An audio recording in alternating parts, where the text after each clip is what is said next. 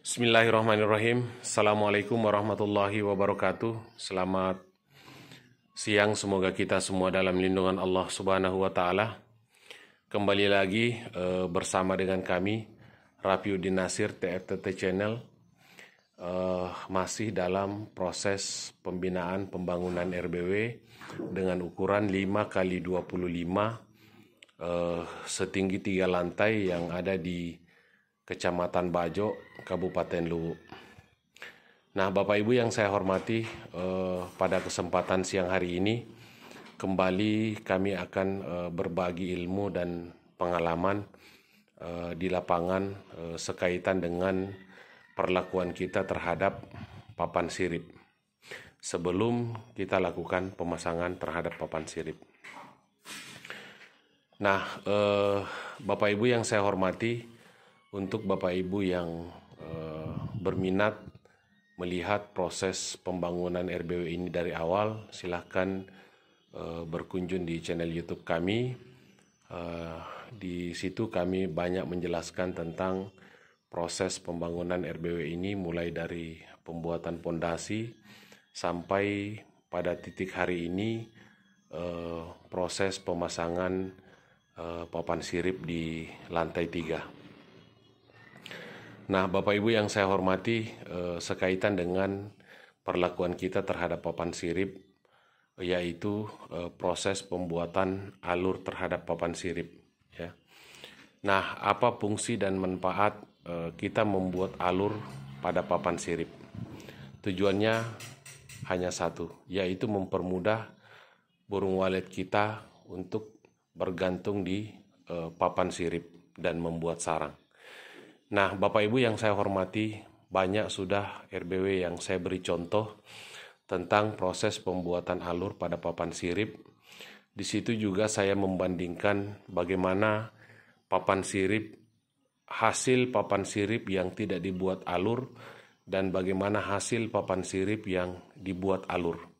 Di mana RBW binaan kami dengan ukuran 4x4 bekas kamar kemarin, papan siripnya terbuat dari batang kelapa yang sangat keras dan halus, ya.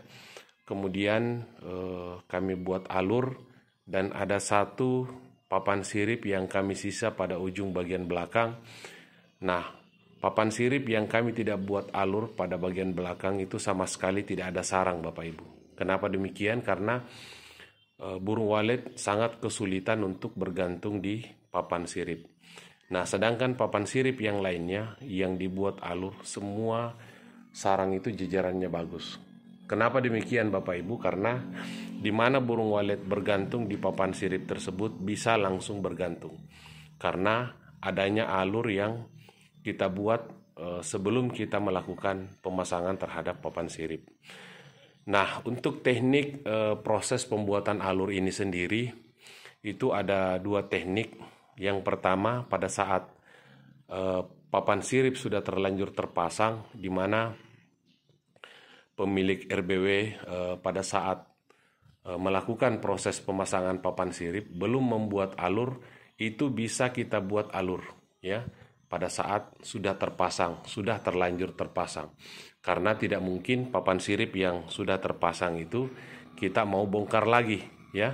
Nah, jadi kita buatkan alur dalam keadaan proses sudah terpasang, ya. Nah, di situ ada video yang kami buat tentang bagaimana teknik membuat alur menggunakan mesin ketam pada saat papan sirip sudah terlanjur terpasang, ya. Jadi silahkan Bapak Ibu yang berminat berkunjung di channel YouTube kami. Di situ kami memperlihatkan proses atau cara membuat alur pada papan sirip yang sudah terlanjur terpasang. Nah, Bapak Ibu yang saya hormati, pada video kali ini saya akan memperlihatkan kembali bagaimana teknik atau proses kita membuat alur pada papan sirip yang belum terpasang seperti ini. Nah, makanya Bapak Ibu yang saya hormati, sebelum kita membangun RBW, kita harus memperhatikan hal-hal apa saja yang perlu kita lakukan sebelum kita lakukan pemasangan. Nah, contoh seperti papan sirip, Jangan sudah terlanjur terpasang baru kita mau buat alur ya. Nah, contohnya seperti ini, papan sirip yang belum terpasang. Nah, ini kita buat alur seperti ini. Nah, alur di papan sirip itu Bapak Ibu seperti ini modelnya ya. Jadi garis agak dalam. Nah, tujuannya agar ketika burung walet berkeliling di dalam ruang inap, kemudian tiba-tiba bergantung di papan sirip, maka langsung bisa bergantung di mana saja, mau di sini, mau di sana, bisa. Kenapa? Karena sebelumnya papan siripnya kita sudah buatkan alur. Jadi di mana burung walet bergantung pertama kali, ketika masuk di situ langsung bisa bergantung. Nah, beda halnya kalau papan sirip kita licin, Bapak Ibu. Kalau papan sirip kita licin, maka burung walet itu akan mencari papan sirip yang kasar ya, untuk bisa menancapkan kukunya. Nah, sehingga Bapak Ibu yang saya hormati, sarang burung walet kita itu jejerannya tidak bagus. Di sana ada, di sini kosong, di sana ada. Kenapa? Karena ada sebagian papan sirip kita yang licin. Nah, contohnya seperti ini Bapak Ibu. Ini adalah jenis kayu keras, yaitu jenis kayu nato merah ya. Nah, tentunya kayu nato merah ini sangat licin ya ketika permukaannya halus, apalagi kalau permukaannya itu makanan somel ya. Kalau makanan sinso itu biasanya agak kasar, tetapi tetap harus kita buatkan alur Bapak Ibu yang saya hormati. Nah, di sini saya akan memperlihatkan alat yang kita gunakan untuk membuat alur pada papan sirip ya. Nah, karena jenis kayu yang kita gunakan adalah jenis kayu keras, nah, sehingga kita menggunakan mesin ketam itu bermerek Makita ya, Makita tipe KP0800. Nah, silakan Bapak Ibu mengecek di internet atau di media sosial lainnya, mungkin di Shopee ya, bagaimana kualitas daripada mesin ketam yang kami gunakan ini, merek Makita KP0800 ya. Kalau misalnya kita menggunakan mesin ketam ya dengan tipe biasa Bapak Ibu, kemudian kayu yang kita gunakan untuk dijadikan papan sirip itu adalah jenis kayu keras, maka biasanya mesin ketamnya itu mudah terbakar ya. Mudah terbakar karena kerasnya kayu yang akan dikeruk. Nah, di sini saya perlihatkan perlunya kita memodifikasi mesin ketamnya ya. Nah, kalau berdasarkan pengalaman kami yang lalu-lalu Bapak Ibu, kalau mesin ketam merek biasanya itu tidak tahan. Biasa belum selesai proses pengerjaan, mesin ketamnya itu sudah terbakar. Kenapa? Karena kayu yang kita gunakan untuk dijadikan papan sirip itu jenis kayu keras atau jenis kayu nato merah. Nah, di sini saya perlihatkan pada bagian bawah dari mesin ketam ini, alasnya itu kita potong ya. Alasnya yang berdekatan dengan mata mesin ketam ini itu kita potong ya. Yang mana yang kita potong? Yang posisinya berdekatan dengan mata ketamnya ini ya, seperti ini ya. Nah, inilah yang kita potong ke sana ya. Kemudian pada bagian bawah juga ujungnya di sini ini kita potong ya. Asal jangan sampai terkena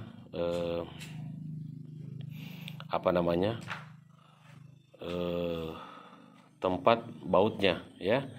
Nah, seperti ini. Nah, modelnya seperti ini Bapak Ibu. Agak lebar karena kita sudah potong bagian alas bawahnya ya, sepatunya. Nah, sehingga pada saat kita mengeluarkan mata mesin ketam ini Bapak Ibu, itu bisa lebih keluar lagi, tidak kandas lagi di ujung mesin ketam ini yang seperti ini ya. Nah, kemudian Bapak Ibu yang saya hormati, pada bagian mata daripada mesin ketam ini kita buat 5 mata. Nah, contohnya seperti ini ya. Nah, kita buat 5 mata, 1 ya, 2, 3, 4, 5. Kemudian antara mata itu Bapak Ibu kita buat agak dalam seperti ini. Ini kita buat agak dalam. Nah, sehingga pada saat kita mengeluarkan mata ketamnya ini tidak terhalang oleh mata yang ada di antara ini ya. Makanya kita buat dalam.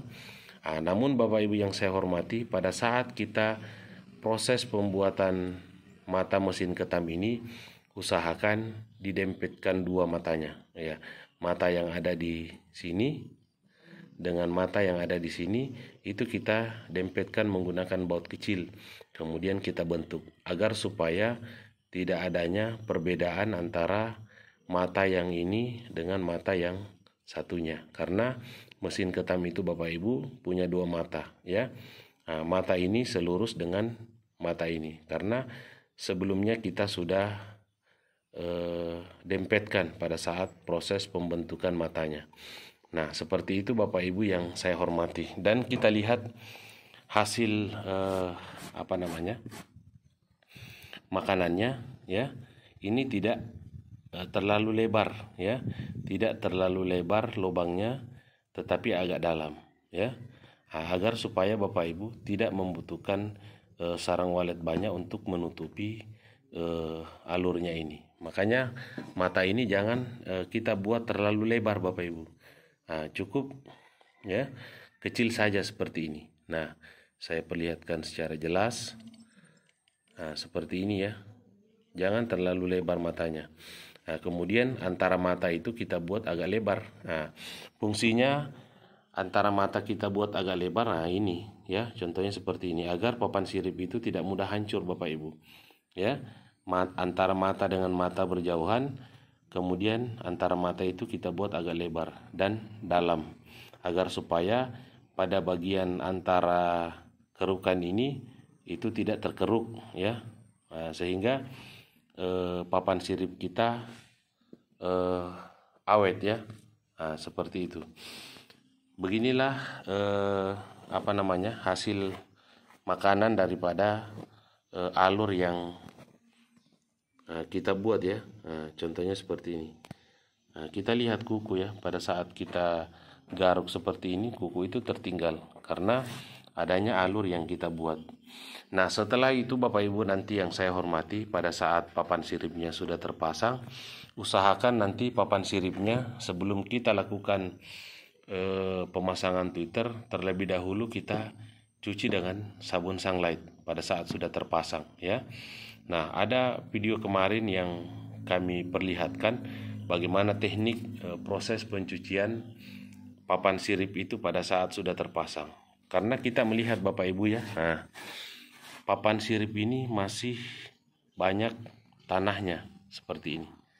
Masih banyak tanah, masih banyak serbuk pasir ya, nah, serbuk kayu. Karena papan sirip ini kemarin proses pembuatannya di tanah, kemudian diseret-seret sehingga banyak tanah yang melekat. Nah, makanya nanti pada saat sebelum kita melakukan proses pemasangan tweeter, terlebih dahulu kita siram dengan air. Pada saat kondisi sudah terpasang ya, kita siram dengan air, kemudian kita sikat menggunakan sabun sunlight. Setelah itu kita siram kembali agar papan siripnya kinclong ya. Nah, baik Bapak Ibu yang saya hormati, di sini saya akan memperlihatkan proses atau cara kami membuat alur pada papan sirip menggunakan mesin ketam merek Makita KP0800. Nah, baik Bapak Ibu, kita lihat proses pembuatan alurnya.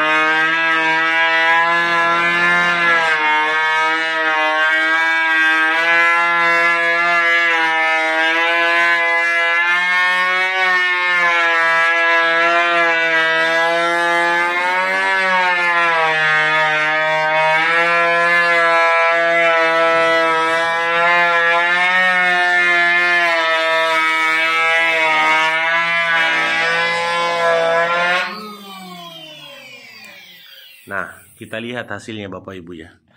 Nah, sangat bagus sekali, rapi kalau kita menggunakan mesin ketam ya.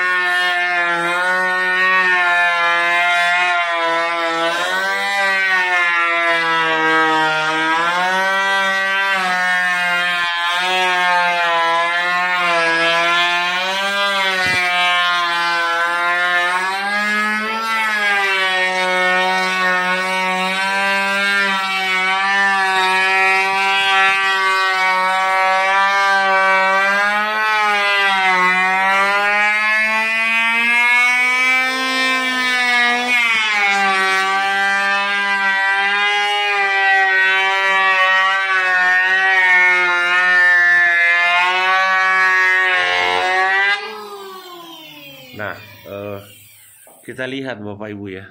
Nah, hasil kerutannya itu dalam ya. Dalam karena sebelumnya kita sudah memodifikasi mesin ketamnya Bapak Ibu. Sehingga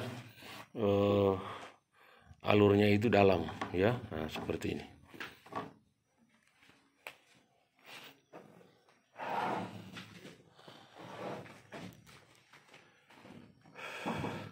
Kalau kita menggunakan mesin ketam merek biasa Bapak Ibu, rawan cepat rusak ya.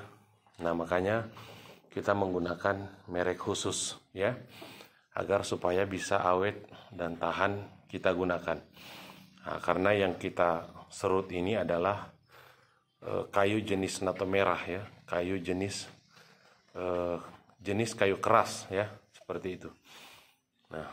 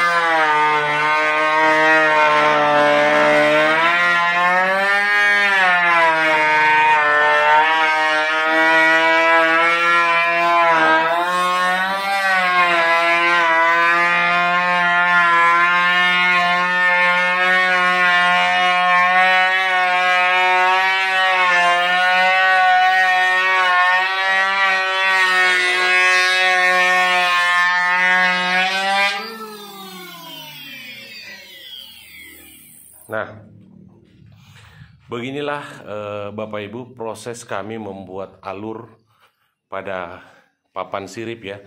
Kebetulan papan sirip ini Bapak Ibu lebar yang kami gunakan 25 cm. Nah, sehingga perlu 2 kali untuk kita jalan ya, 2 kali untuk jalan membuat alurnya ya, seperti ini. Kalau misalnya lebar papan sirip 15 atau 20 cukup 1 kali saja kita jalan masing-masing per lembarnya ya.